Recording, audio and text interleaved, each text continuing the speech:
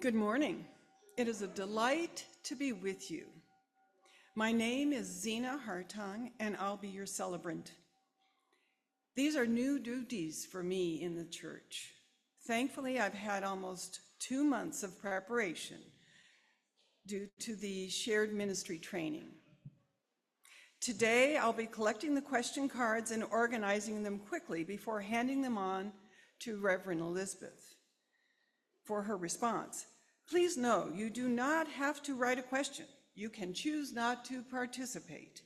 If I have learned one thing in these many weeks of study to be part of the shared ministry team, it is the gift of choice.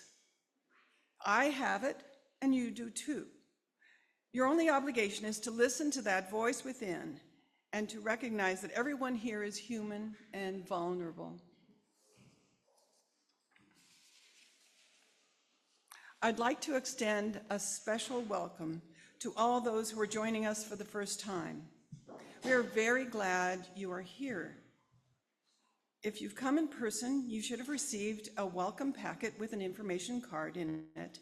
If you fill that out and drop it in the offering basket, we will be in touch to support you in finding your way into our community. If you're joining us online, there's a link in our website to an electronic version of the same card. Our welcoming committee members have yellow name tags and can answer any question or point you toward additional information. Whether you are new or not, please consider staying for coffee and conversation after the service, either downstairs in our fellowship or in our Zoom room. And now, let's say our words of welcome together. Whether this is your first or your 1000th Sunday with us, and whether you strolled, rolled, Zoomed, ran, or danced in, we're glad you chose to join us. We are one people of many beliefs, identities, origins, sexualities, and genders. All are welcome here.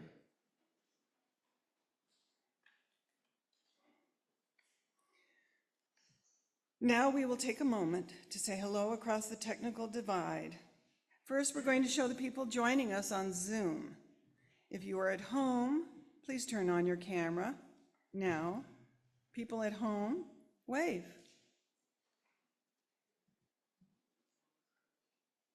Now, people who are attending the service in our building, it's your turn to wave.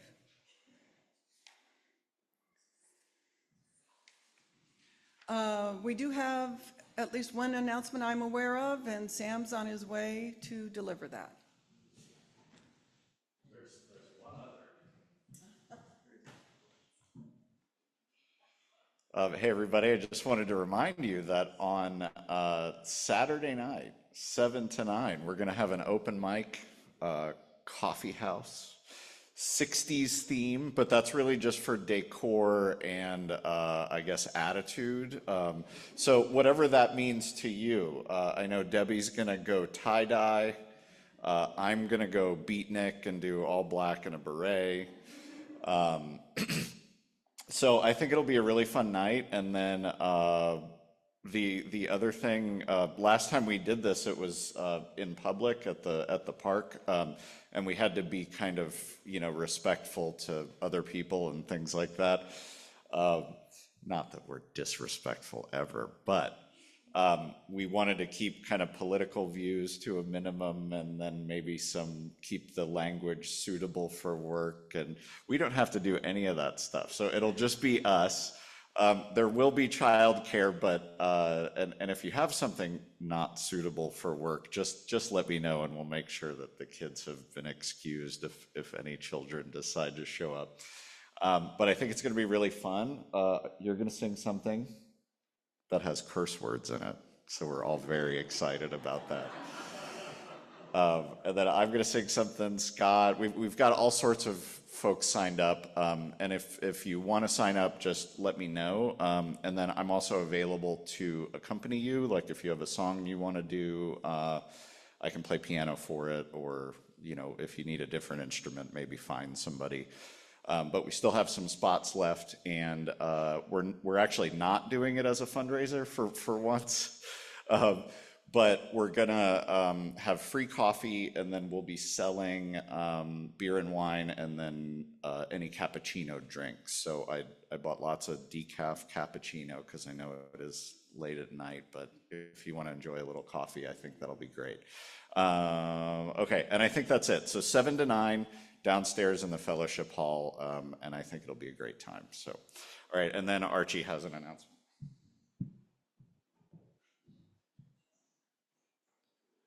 So I just want to remind people that half a dozen items that were sold in the service auction need to be picked up downstairs. And if you haven't picked up your list of items bought and sold, those are also on a table down in the fellowship hall on the west side. So take a quick look at those, and if we need to make any improvements, I'll be providing a PDF file to Summer, and if we still have an opportunity to make a few corrections if we misspelled your email address or any other changes. Thank you very much. Archie, how much did the service auction make? It probably, bottom line, exceeded 11,000. So, which was really, really great. Yeah. People have been asking, I missed the night, can I still add things? And we're not going to keep track of changes from here on out. If you weren't able to attend, or you think you'd really like to attend something that you didn't have an opportunity to sign up for, the lists of everything offered are still on the web page. And I've been telling people, if you really wanted to go to that event, and you just contact the provider and ask them if they have room for you, and be prepared for them to say no, because some things filled up pretty quickly. And okay, let me know if you have any questions or corrections. Thank you. Bye.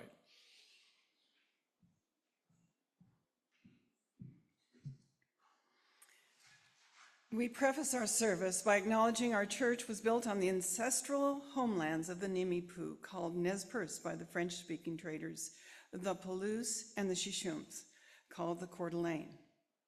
Let us pause and remember that we live on ground that is sacred, ground that was stolen, ground that cries out for justice and for responsible stewardship. May our remembering help us find the courage to do our part to restore wholeness to the earth and all her peoples. We are hoping that folks joining us via Zoom have a chalice or candle to light and something to light it with. Now let us light our chalices together.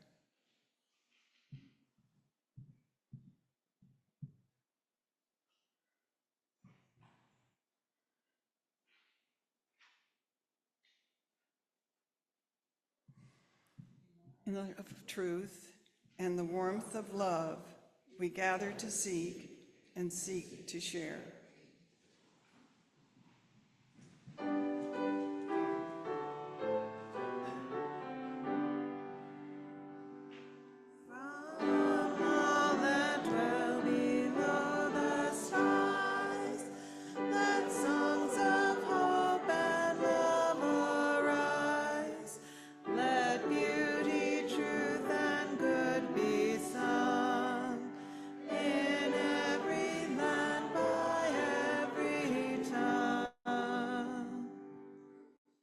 Please be seated.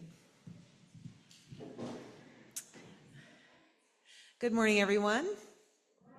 I am the Reverend Dr. Elizabeth Stevens, and I am lucky enough to serve this congregation as its minister. Today is an unusual service. Rather than preparing a homily ahead of time, I'm going to invite you to come up with questions, and then I'll answer them on the fly. You can ask me anything, though I retain the right not to answer. You can ask me questions that are theological or personal. You can ask me questions that are silly. Whatever it is that you are wondering about. A few logistics. For those of you who are hard of hearing, of course, because I'm speaking on the fly, I couldn't provide a script.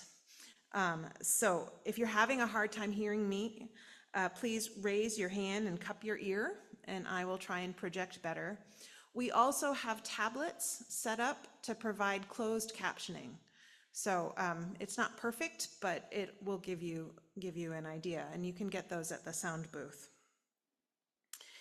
If you are a child for whom writing is difficult, don't worry. During the time for all ages, you're going to be invited forward, and you get to ask me whatever you want out loud.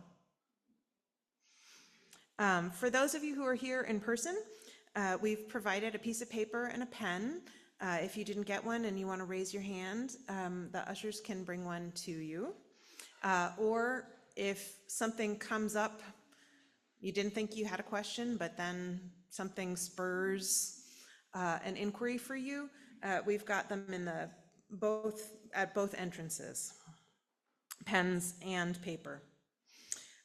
So just jot down questions as they occur to you. We'll collect them later in the service. You can always get more cards. You can always ask more questions. And if you're joining us online, what you're going to do is just type your questions in the chat, and someone will write them down and pass them along to Zena and I. Now, as Unitarian Universalists, we believe that we need not think alike to love alike, which is to say, if you don't like my answer to your question, no worries. You can't get much beyond simple math without discovering a rich tapestry of complexity and differing perspectives. The answers I offer to whatever questions you come up with are answers that I hopefully find somewhat adequate for me for now, and I offer them in humility with hope that maybe there will be something useful for somebody in there somewhere. So let's start our service by singing together. And you can either sing or be sung to, whichever your preference. I invite you to rise in body or spirit. This is a round, so I'm going to divide the sanctuary into 3 sections. So the left-hand side and like the first 2 seats in the middle, the right-hand side and the first 2 seats in the middle on this side, and then the middle. Got it? Okay, we'll sing it all together. We'll sing it through all together once, and then I'll divide you in parts and we'll sing it 3 more times.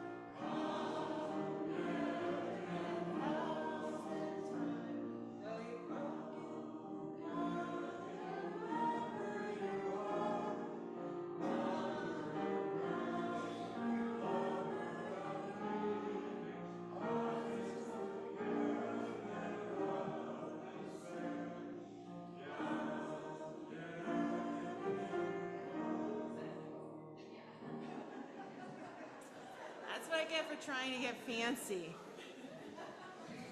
Now let's take a moment to engage in the practice of generosity together. For those of you able to make a financial contribution, the logistics are on your screen. We typically give away all the cash from our Sunday offering to local charities whose missions align with our values. It's a program called the Month of Sundays.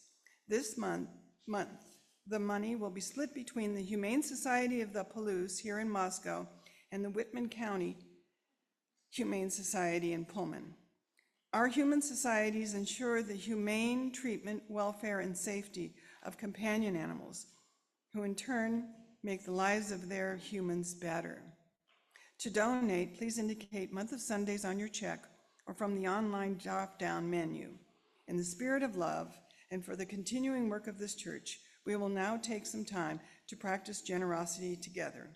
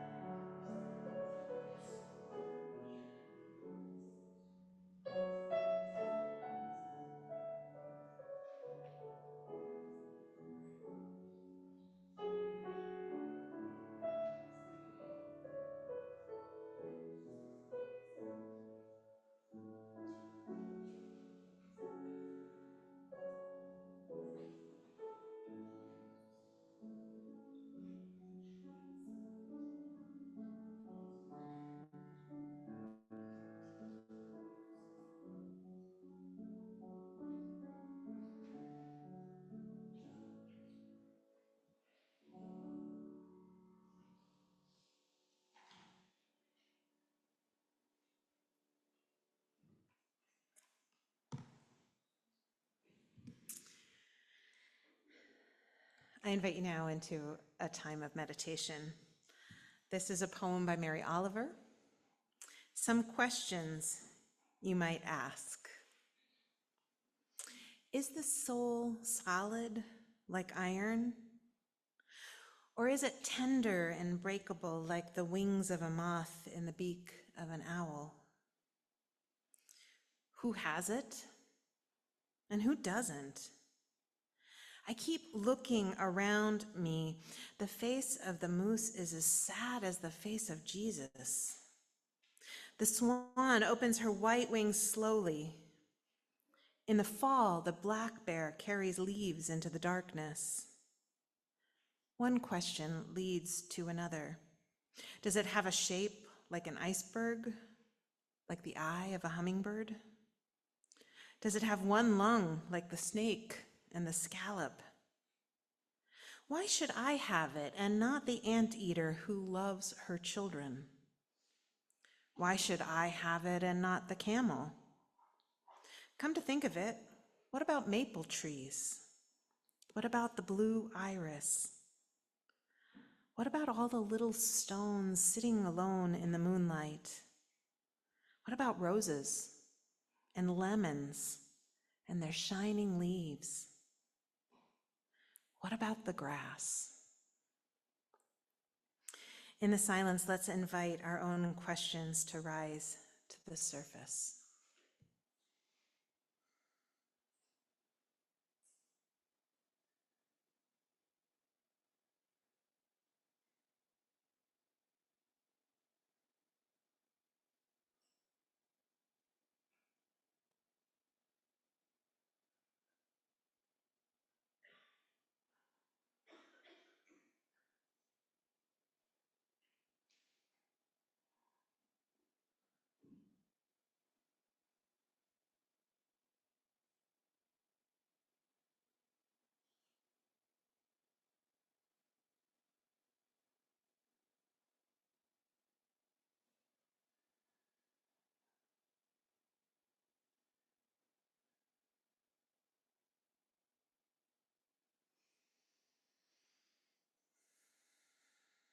Amen, and blessed be.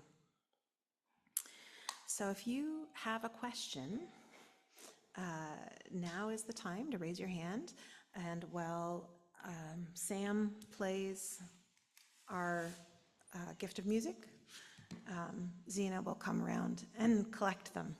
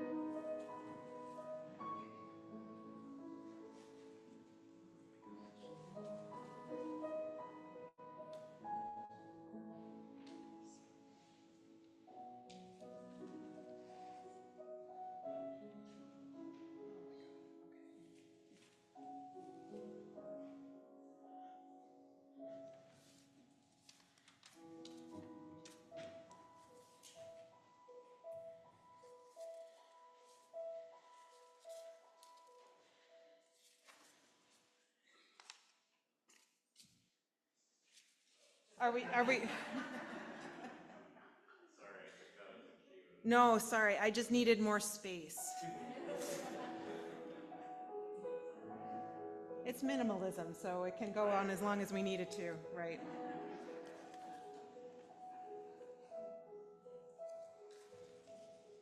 Remind them that we're going to write these all down too.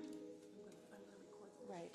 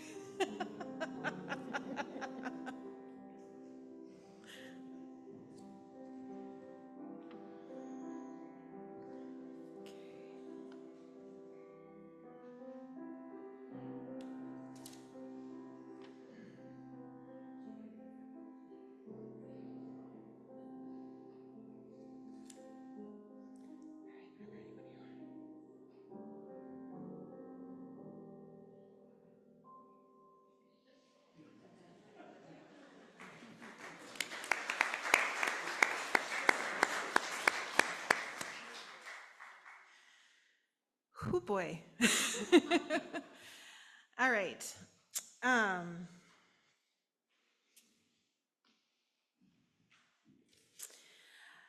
So we're going to do this in 3 sections, and I'm going to start with the easy ones. Okay, so let's see. What do you love best about the Palouse? And this is, I mean, it's an easy question and it's a tough question. I love the community and you know, the way we come together, live music and the farmer's market and stuff like that. But I also really love the landscape, the rolling hills and the fact that I think actually my single favorite thing is probably that I can get in my car and drive 5 minutes and then go for a 10-mile hike and not see another human the whole time. What is my favorite spring flower? I really love the calypso orchids. Yeah. One of your favorite places to walk on Moscow Mountain and why? So I especially love the places that lead me alongside creeks. So I think my favorite loop, I park at the first pull-off after you turn right on Wernick Road, and I go all the way up PLT to Cabin Trail, and then I cross the road, and then I come back down Gemini, and I cross the road again, and then I come back to the car. And that takes me through the larches and by some of the most beautiful spots by the creeks and incredible views. It hits all of the highs. Okay, favorite Pokemon.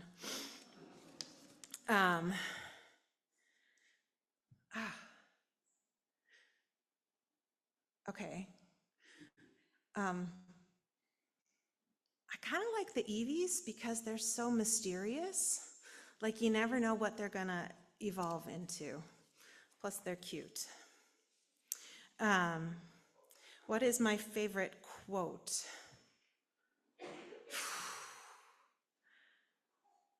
Why did I put this in the easy pile? You know, I think it's a Solzhenitsyn quote about how the dividing line between good and evil, you know, if only it were so easy and we could put the good people over here and the evil people over there, but the dividing line between good and evil goes down the center of every human heart. I really love that one. Were you ever picked on? Yes. I was you probably could guess this, I was a pretty nerdy child. And I definitely got picked on, especially, so I skipped 7th grade and went from, you know, being 12-year-old playing on the playground, pretending to be the boxcar children, to 8th grade where they were starting to date and smoke and drink and, you know, do all of those grown-up things. And it was a rough year. It was a rough year. And I got picked on a lot. And then have I ever been fired? Not exactly, but I was asked to resign. Right out of seminary, so I had my first child my 3rd year of seminary and my second child during my internship. And I was terrified of being a stay-at-home mom with 2 kids under 2. And so I took a job that turned out to not be a great fit. And about 6 months into it, I was invited to resign. So my first ministry was actually a flaming failure. Yeah. Okay, then we have, why don't I put a clip in my hair?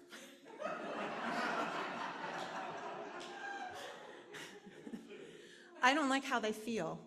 I can handle putting my hair in a ponytail, and every now and then I can handle a claw clip, but I just find them really uncomfortable. So, sorry. How are our churches in Spokane and Coeur d'Alene doing? So, Coeur d'Alene has a very, I'm going to step back a little bit, I don't know why it's ringing.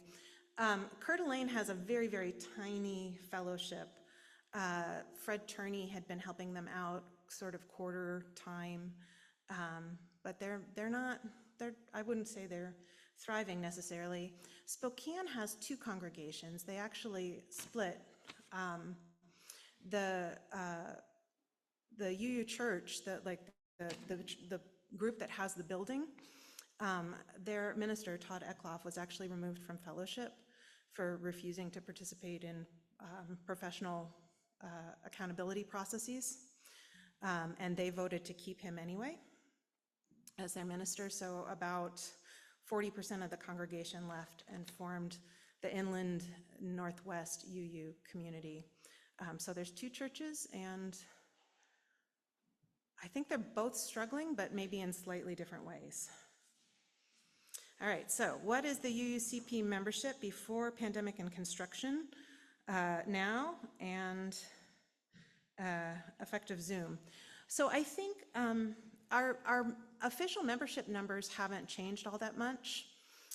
We're at about 180 members, 170, 75, somewhere in there anyway.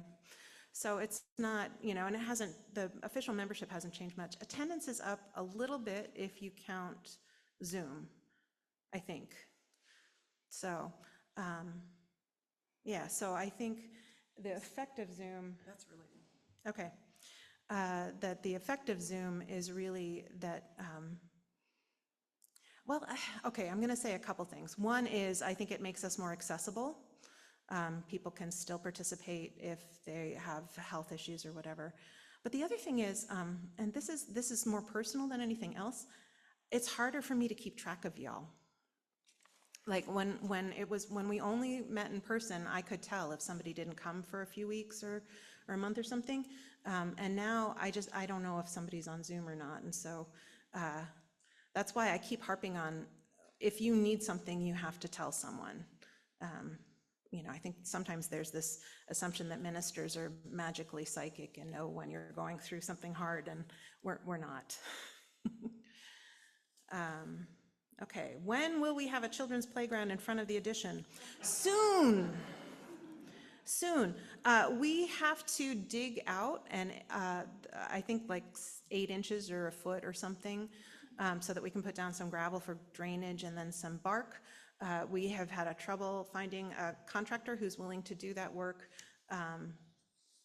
And once we find a contractor who's willing to do that work and it gets done, then the playground will go in. So, can UUCP have a Venmo account so those of us who don't carry cash can donate during the offertory?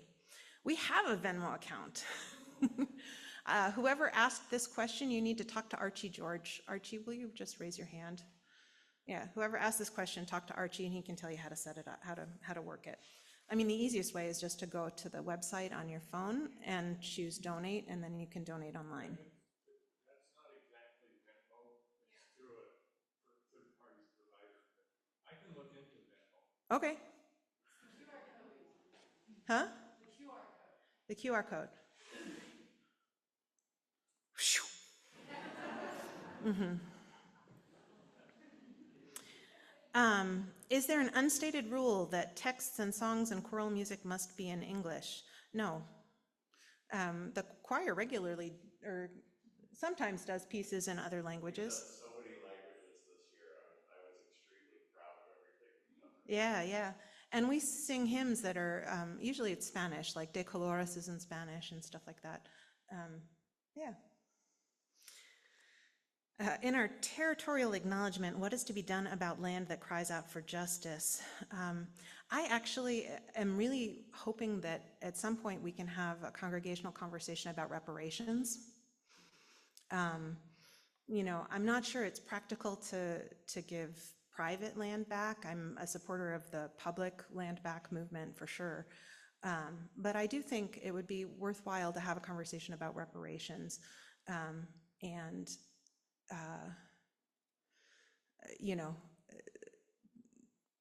My personal preference and the way I personally pay reparations is I donate to Missing and Murdered Indigenous Women and Nimipu Protecting the Environment, because those are two organizations that I think are doing really good work repairing some of the harm that was done through colonization.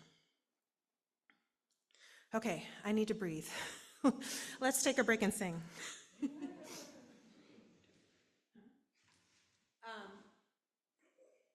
need some water too. So I invite you to rise in body or spirit. So this is a hymn that actually has 4 different parts.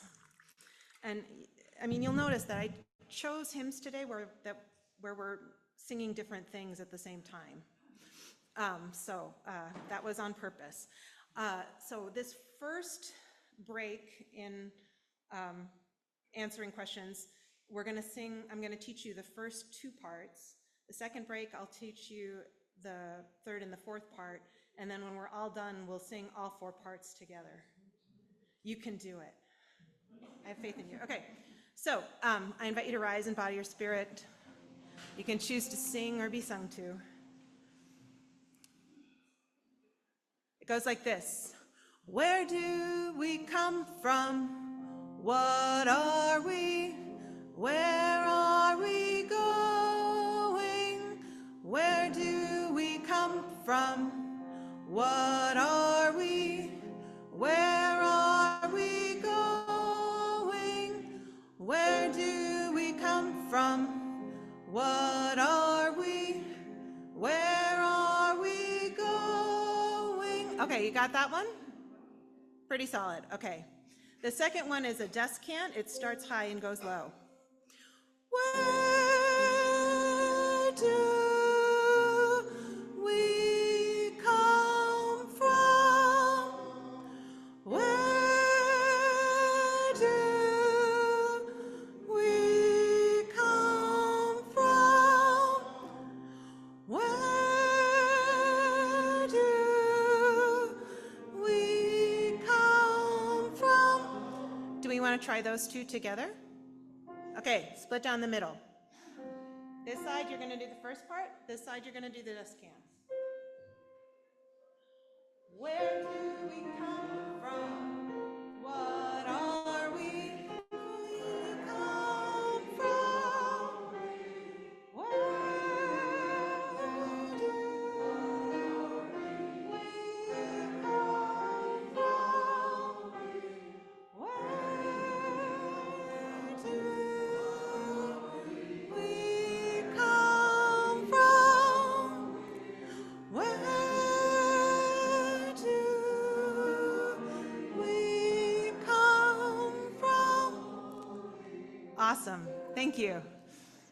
I think if we're going to do all 4, I'm going to need song leaders. I'm looking at a row of 3 potential song leaders. Can I tap you guys? All right, go ahead and be seated. All right. I think those are the ones I've already answered. All right. So there's 2 questions about what made me decide to be a minister and what made me realize that I wanted to go into the ministry and what do I love. What do I love most about it? I graduated from college and I had, I think, 5 jobs in 4 years kind of thing. I was looking at going to law school. I took the Foreign Service exam. I worked as a journalist for a while. I worked as a teacher for a while. I actually did applications programming. And none of them were quite right. And I was walking around Walden Pond, which is a great place for a Unitarian Universalist minister to have an epiphany, because of course Thoreau was a Unitarian. My then husband asked me what I liked to do. And I'd never thought about it that way. I thought about what am I good at, what am I qualified for? And I said, well, I love to read and I love to write and I love to think. I need to feel like I'm making a difference in the world.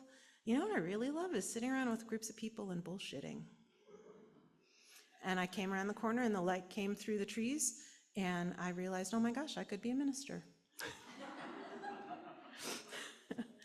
And in terms of what really made me decide that it was just the minute it occurred to me, the sense of peace and solidity sort of settled into my body.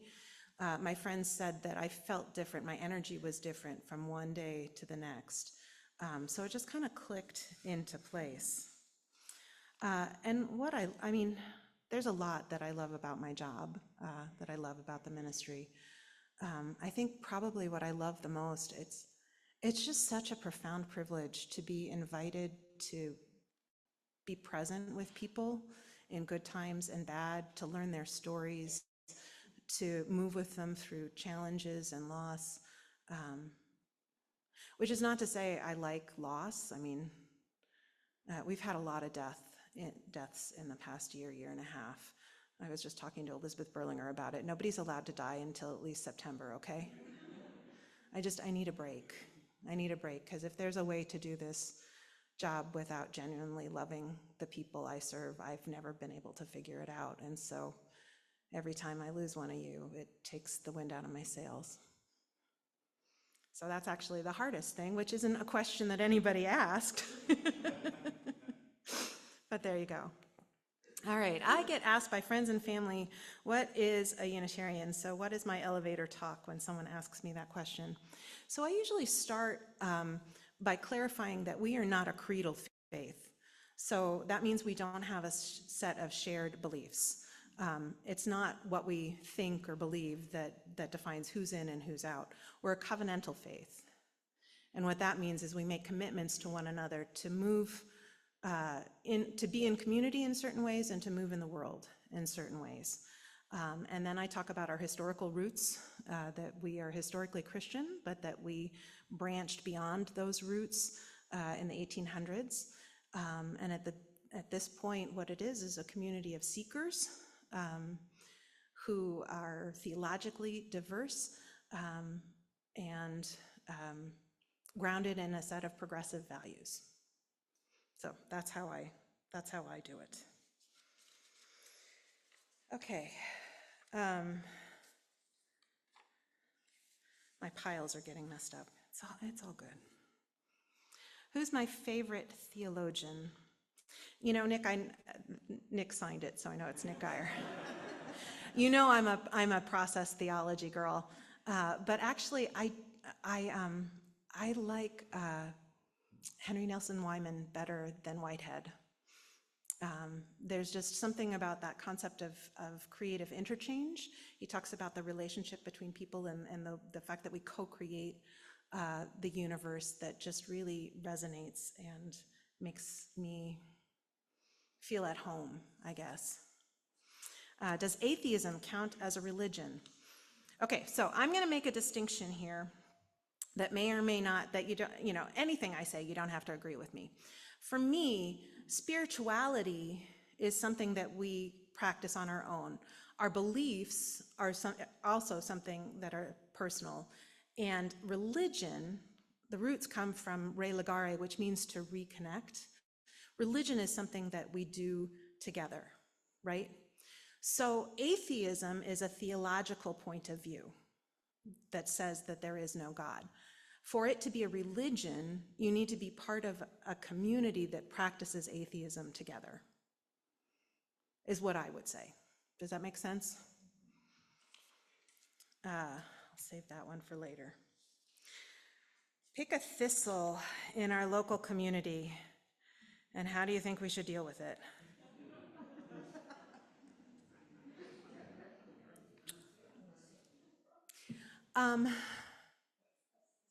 A thistle.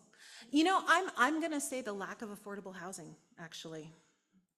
I think that poverty, we talk about how great the community is here on the Palouse, but there's this really grinding, horrible poverty just beyond the surface, just outside of the vision of most of us. And it frustrates me that we can't come together to and we do come together. We have all of these amazing nonprofits that we support as a church community, and it's just never enough. The gap between rich and poor keeps getting bigger, and there's no place for people to live. I'm furious at the for-profit groups that bought out the local mobile home parks and jacked up the rents, because I think they're going to leave a lot of people high and dry. And what do I think we should do about it? Honestly, I think, I wish I had the bandwidth to drive it myself, but I think we should come together and form a progressive real estate trust. You know, I don't think we have individual people who have the financial wherewithal to solve the problem, but I do think if we all pitched in and created, you know, just made a pot of money that could then be used to create sustainable, affordable housing and buy back our town, basically, especially for those of us who live here in Moscow. Okay.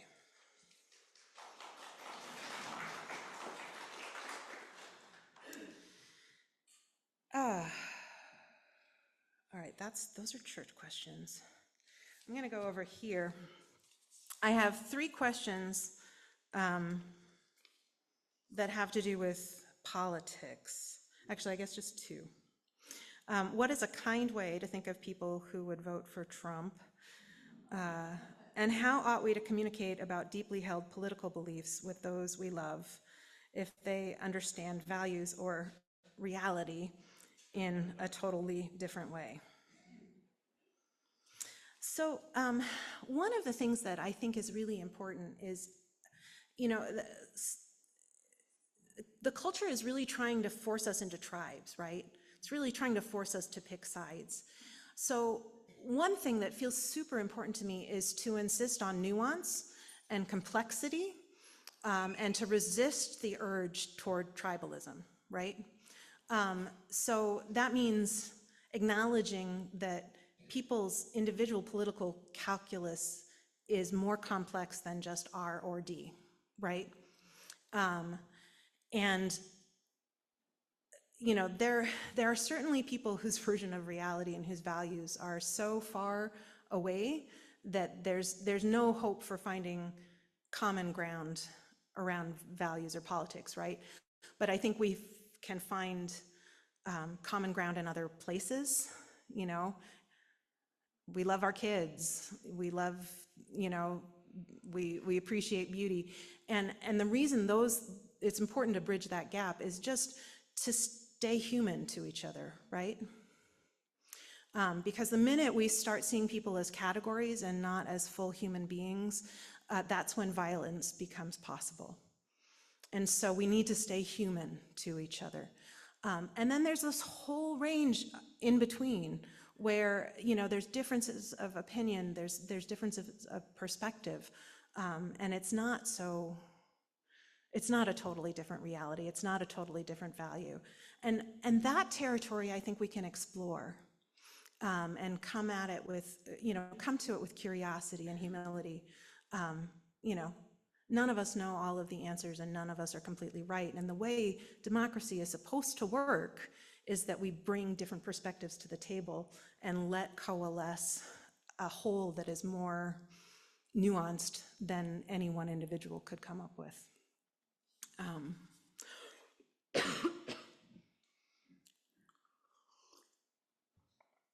So,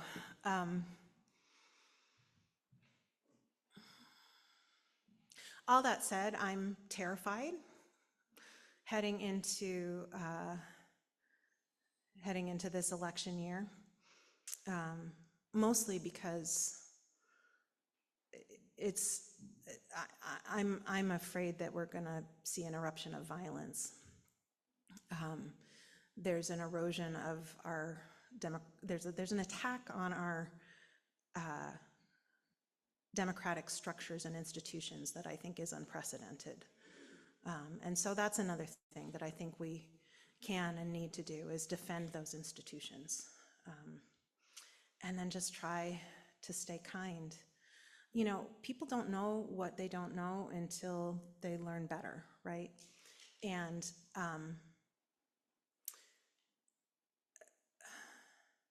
I think a lot of the people who are voting for Trump, and the way I try and come around to kindness, are feeling displaced. They've lost their jobs, they've lost their land, they've lost their way of life. They haven't found their way in this 21st century society.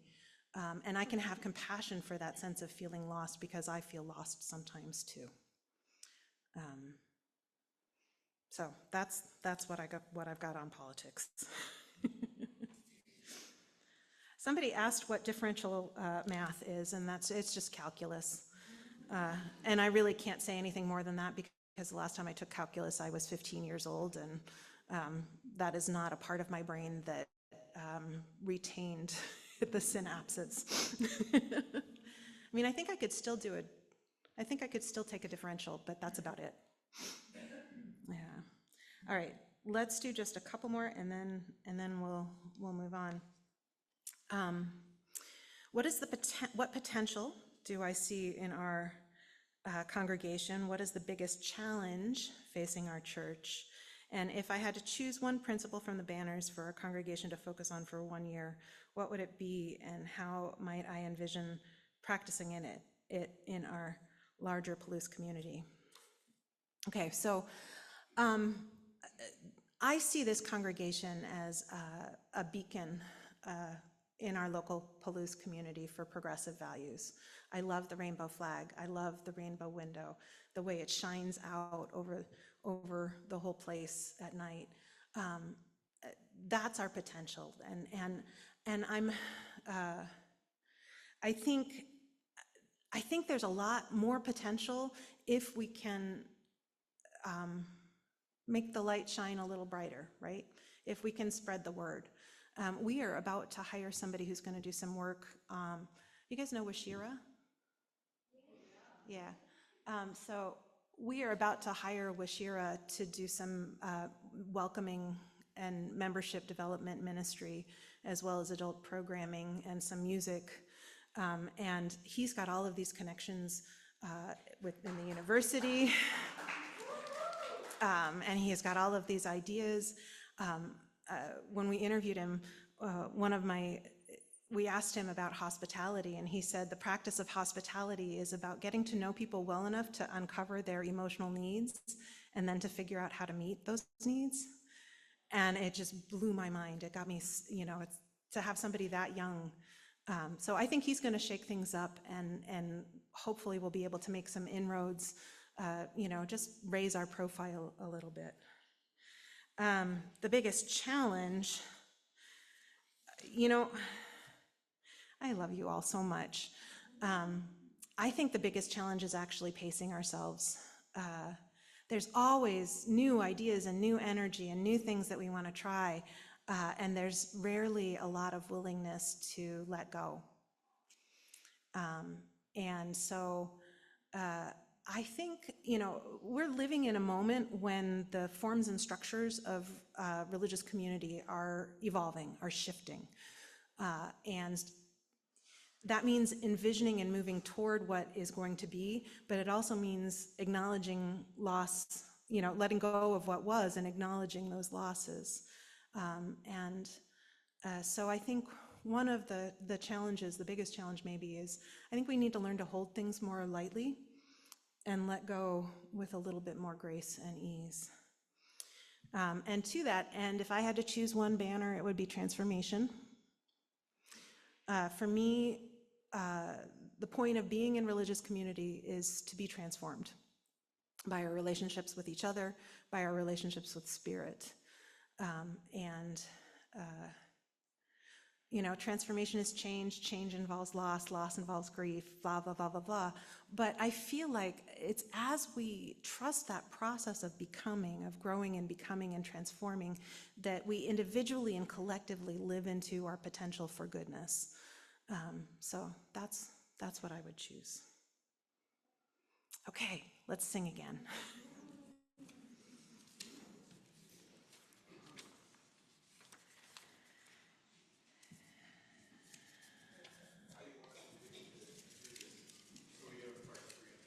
So I'm gonna teach 3 and 4, and then I'm gonna invite you up when it's time to do. I'm gonna invite you up. Okay, so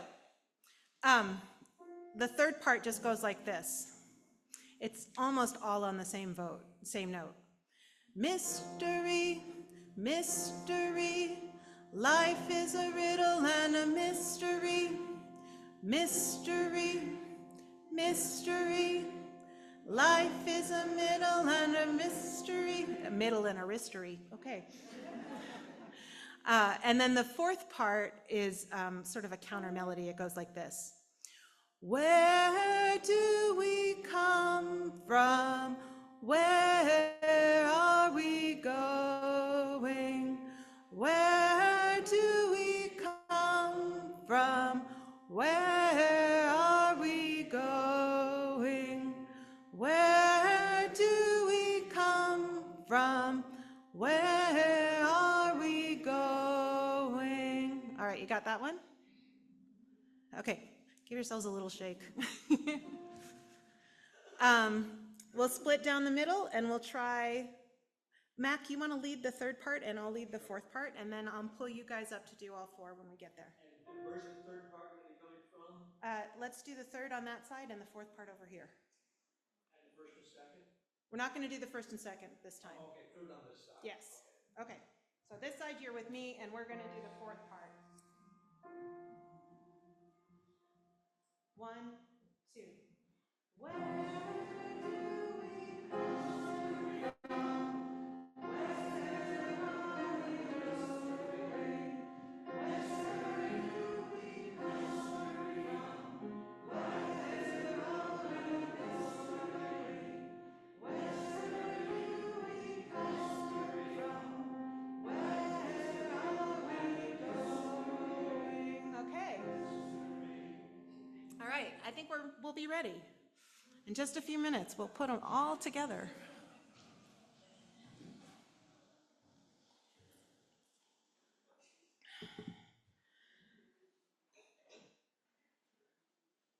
Okay.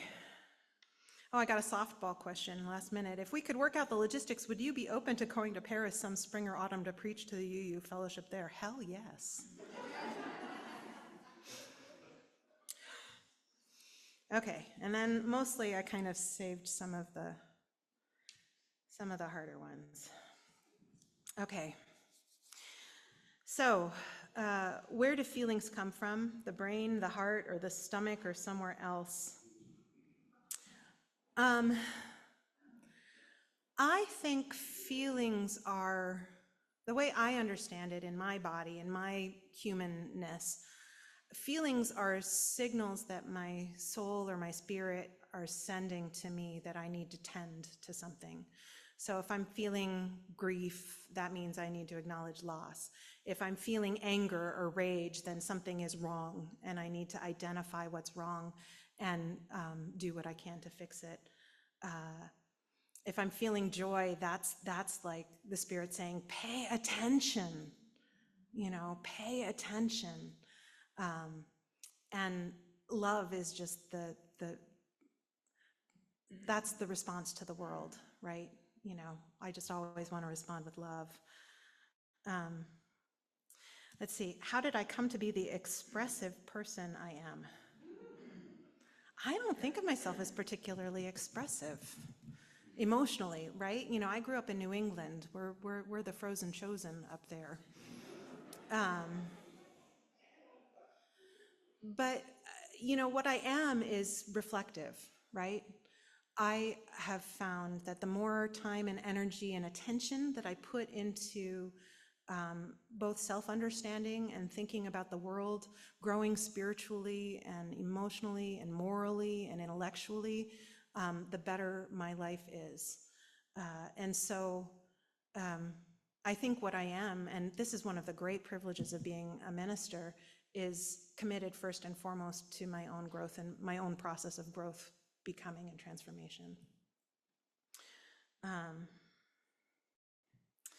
How do I handle guiding and holding and listening to all of us and not becoming overwhelmed and drained most of the time? So I've been doing this for a long time. I've been a minister for about 25 years now. And earlier in my career, I spent a lot of time overwhelmed and drained. And there's a sense, I don't know, the only way I can talk about it is, when you're holding people's experiences, people's pain, there's a sense of being stretched.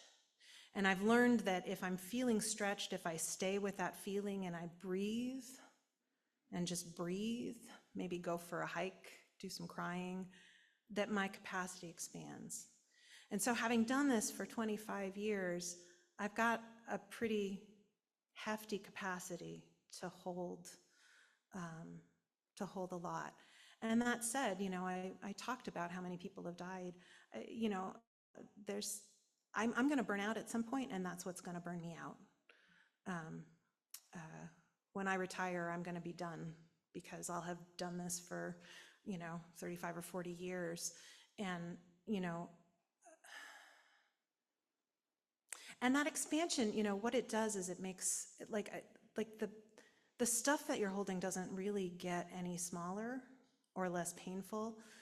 Just the capacity to find space around it does. Does that make sense?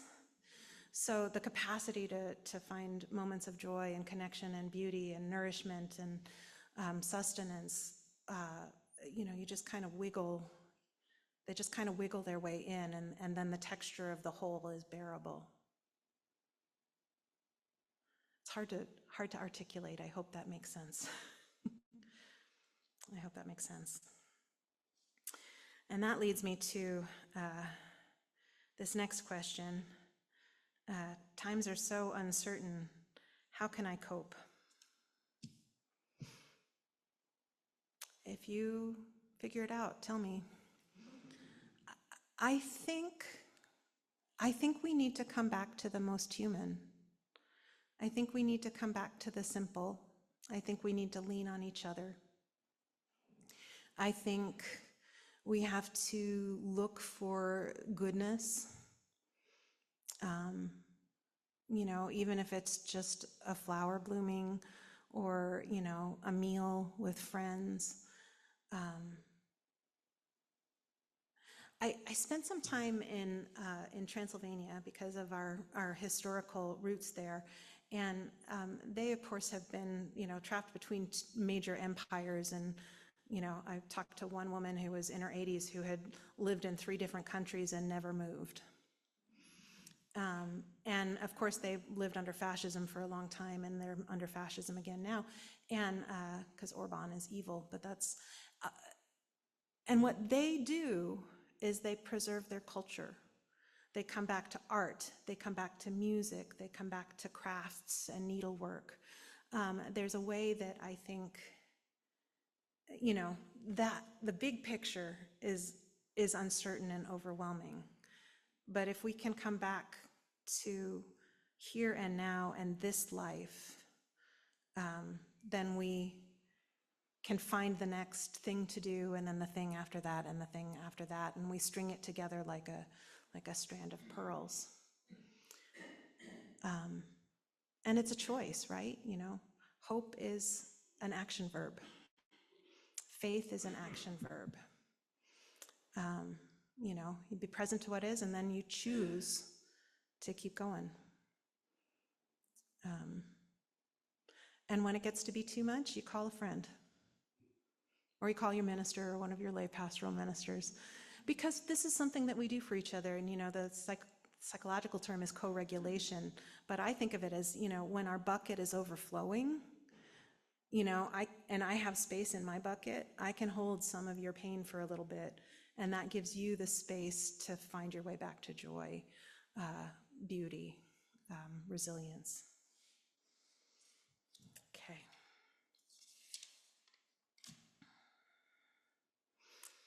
What is spirituality really?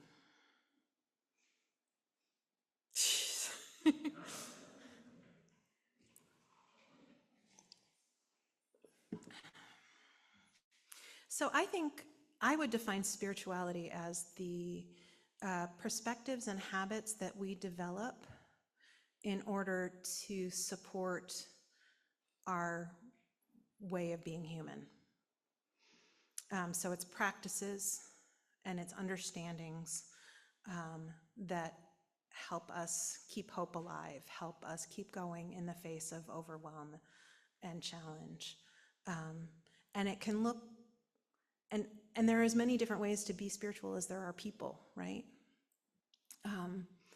I think there are paths that are well worn. You know, this is one that works for a lot of folks. But I think the great gift of Unitarian Universalism is that you get to make your own. You get to find your own practices and understandings that allow you to move through the world in a hopeful and faithful way. So that's how I would define spirituality. My God, I'm going to make it all the way through. Of course, I haven't looked at what time it is. If I could ask myself a question, what would it be?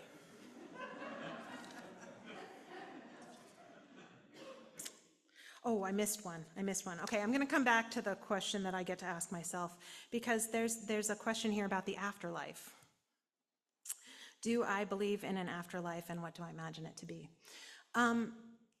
Okay, and this is another one, like, you don't have to agree with me. This is a belief that I choose because it helps me live my life. I think that there is a great collective energy or spirit, an ocean, if you will, and that we are part of that, right? So a lot of mystical traditions talk about how we're waves in the ocean, but we're still part of the ocean. So I think there's this collective life force that, you know, has an individualized experience for a while as we're moving through this life, and then I think when we die, we go back. We rejoin. I think it's a process of reunion and remembering, you know, coming back together. And I think that, you know, in part because it just feels right in my gut, and nobody really knows, so I can believe whatever I want, and so can you. But it's also, when I've been bedside with somebody who's died, that's what it's felt like. It's felt like peace. It's felt like release. It's felt like reunion. And it's felt like welcome. And maybe I'm making it up, but I don't care.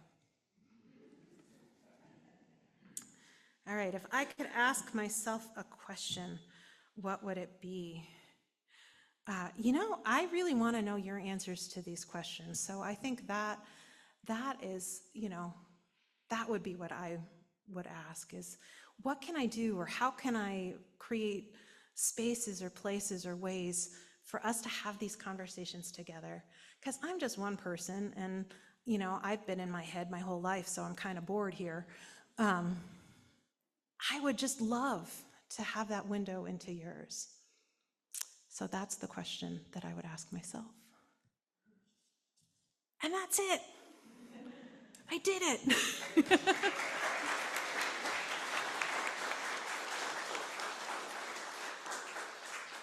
All right, and now I'm going to invite you three up. And what I'd like to do as we sing all four parts together, what I'd like to do is have each individual choose the part that speaks to you. Sing whichever one you want for as long as you want, and then if you get bored, sing a different one. Do you think we can do that? Do you think we can do it? I think we can do it. Okay, so I invite you to rise in body or spirit. Yep. Okay, yes. Okay, so we'll have, if you want to sing the first part, you're going to follow Mac. Come on up, Scott. You're not going to do it? Okay. If you want to sing the second part, follow Scott. If you want to sing the third part, follow me. Michael, can I tap you instead? Okay. And if you want to sing the fourth part, follow Michael. And we're just going to, the four of us are just going to stay on our parts, but the rest of you can do whatever you want. Okay. 2, 3, 4.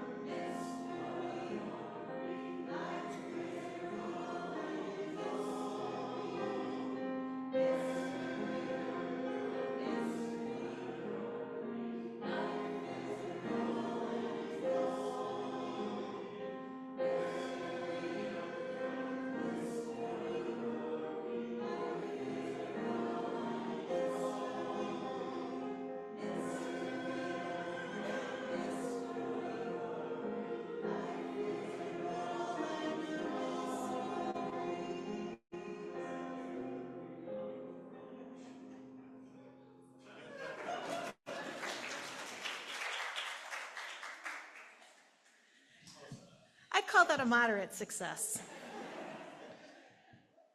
It's so cool when you really get it, yeah. Our closing reading will probably be familiar to many of you. It's Rainer Maria Rilke from Letters to a Young Poet. Be patient toward all that is unsolved in your heart, and try to love the questions themselves, like locked rooms, and like books that are written in a very foreign tongue. Do not now seek the answers which cannot be given you because you would not be able to live them. And the point is to live everything. Live the questions now. Perhaps you will then gradually, without noticing it, live along some distant day into the answer. Amen and blessed be. Let's join in our sung benediction. There is a love.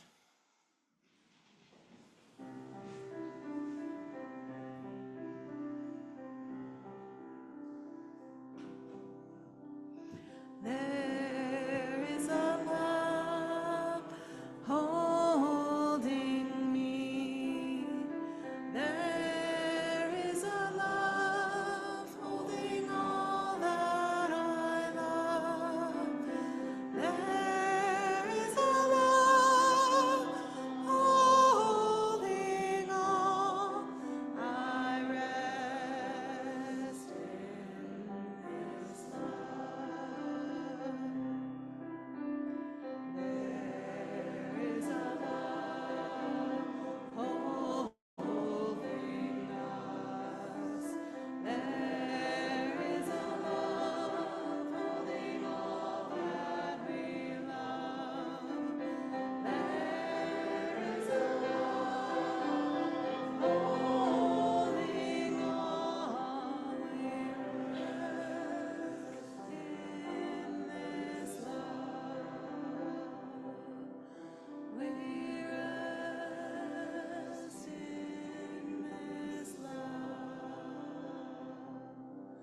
We rest in this love.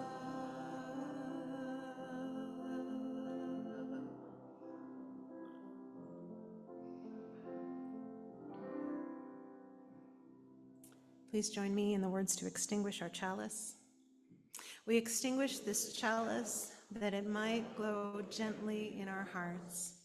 May it light our paths as we leave this place. May it guide our way until we are together again.